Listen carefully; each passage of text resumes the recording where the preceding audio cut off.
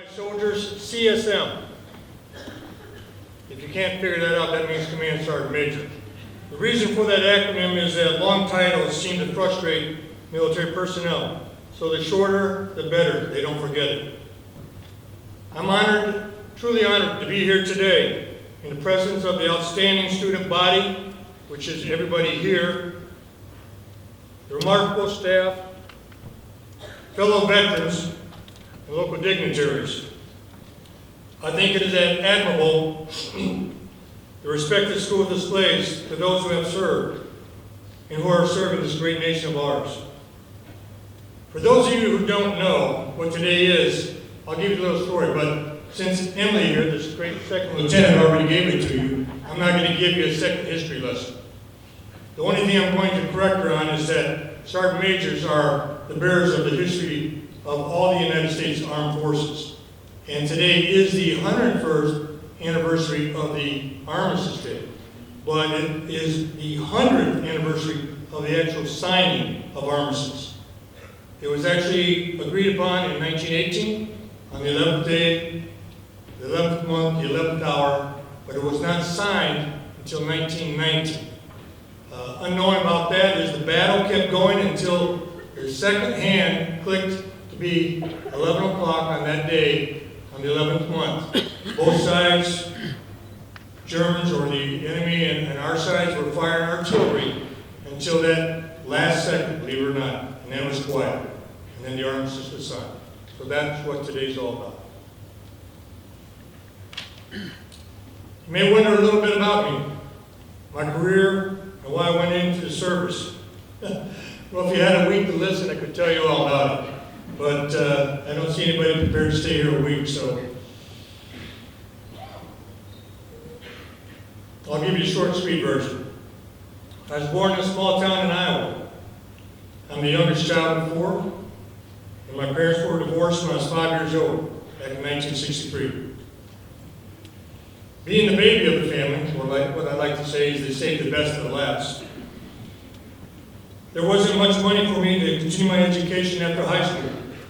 I had to think outside the box if I wanted to create opportunities for myself in my future. Growing up in rural Iowa did not offer many career choices. Most people were farmers, which is a great job. Or they were employees at John Deere plants making tractors.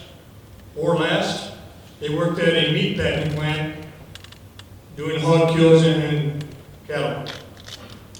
None of these options appealed to me, so I looked at the military. After Vietnam ended in 73 for us, and it fell to the North Vietnamese in 75. The militaries offered great career opportunities, especially for education. If you wanted to go to college, they had something called a GI Bill. If you enlisted in the service for a minimum of 3 years, they would pay for your college education, plus you had 3 years of either National Guard time or reserve time. I wanted a higher education. I wanted to better myself. I wanted to challenge myself. The GI Bill would be my opportunity to achieve that goal. I enlisted in the Army when I was 17, so I'm assuming the students that stood up, you're 17, or some of you might be 18, that have already made a career path to the military. Thank you. I had to have my mom walk me down to the recruiting office and sign paperwork. I hit the ground running in Fort Benning, Georgia. And there I remained in uniform from that day till last June for 42 and a half years. I served the first 3 years of my military career in Germany, where I learned to read, write, and speak German fluently.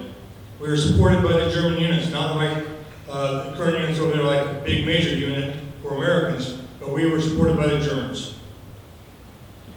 The next 17 and a half years after I got out of the regular Army was in the Army National Guard.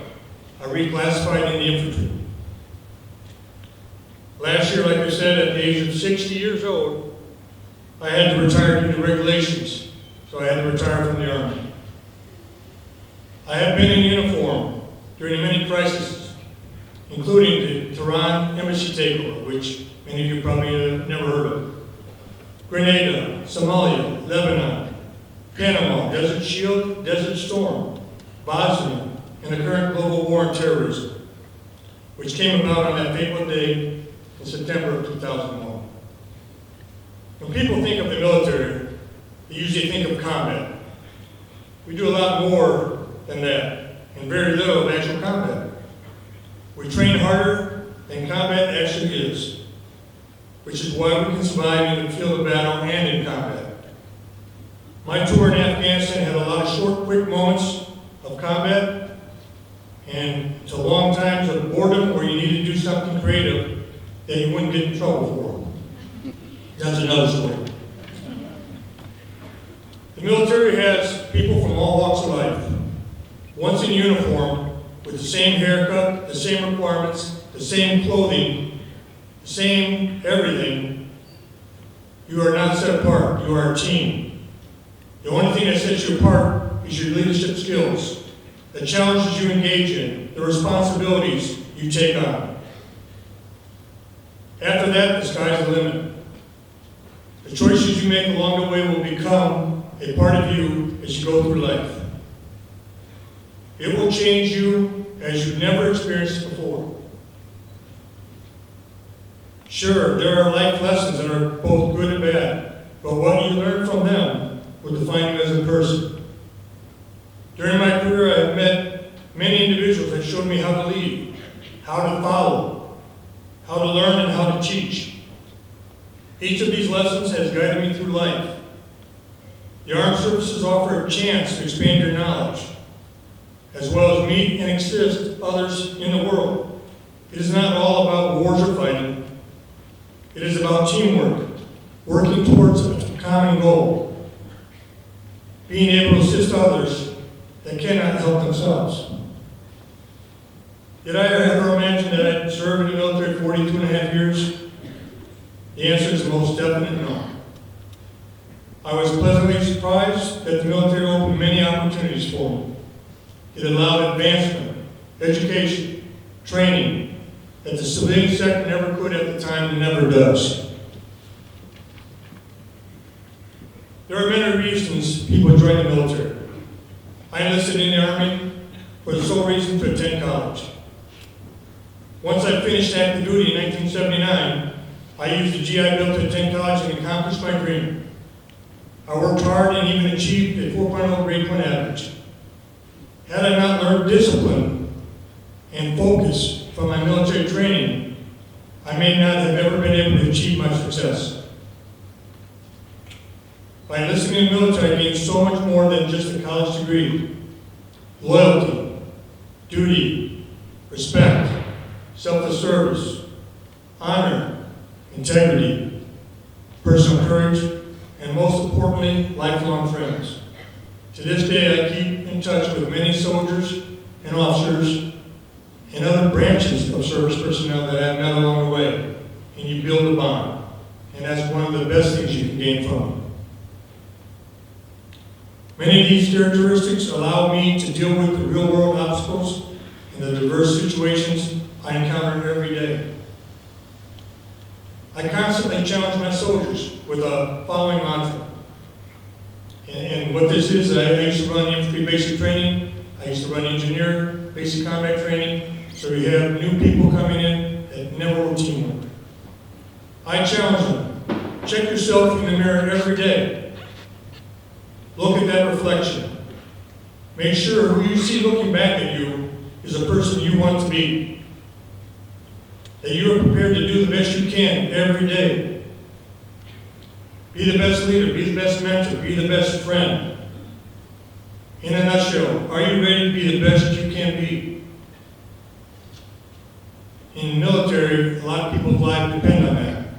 When you're in charge of 38 other individuals' lives, you understand what that means. You had to make decisions for them. As you go through life, I challenge you to be the best you can be. I also challenge you to keep the flame lit for this great nation of ours. It is not perfect. We all know that. No nation is. But it's one of the best nations that I know of. I want to thank you and your time for attention today and for supporting all those who have served and are currently serving this great nation of ours. May God bless you all. Thank you.